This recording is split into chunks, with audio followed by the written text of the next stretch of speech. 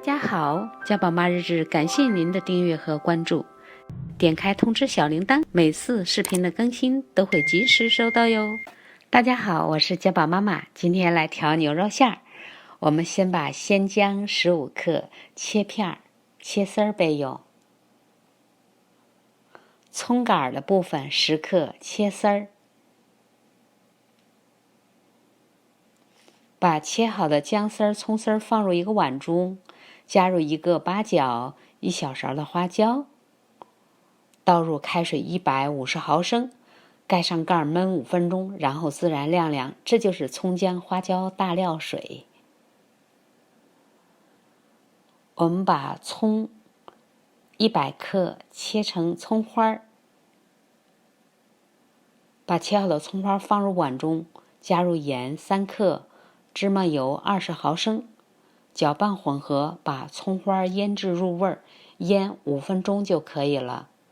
葱姜花椒大料水晾凉以后，过滤一下，我们只要料水。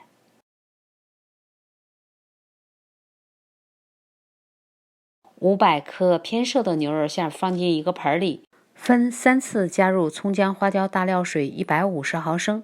如果牛肉馅偏肥，就少加点。每次搅拌待液体被牛肉馅吸收以后，再次加入花椒大料水，朝着一个方向搅拌，让牛肉馅充分的吸收水分。这一步非常的关键，是牛肉馅鲜嫩多汁的必不可少的步骤。我们记着要顺着同一个方向搅拌。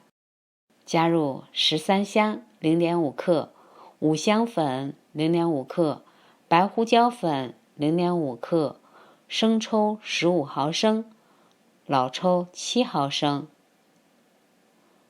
顺着相同的方向继续搅拌。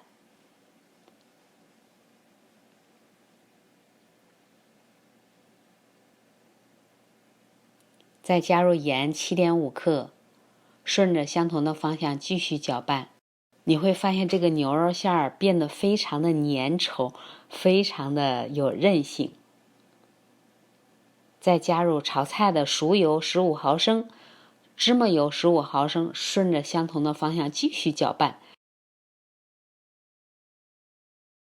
最后加入腌好的葱花，顺着相同的方向搅拌，拌匀，牛肉馅就拌好了。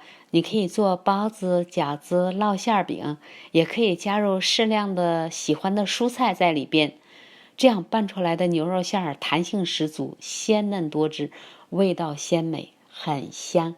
喜欢的朋友不妨试试吧。喜欢家宝妈的视频，记得点赞关注一下吧。谢谢大家的收看，我们下期节目再见。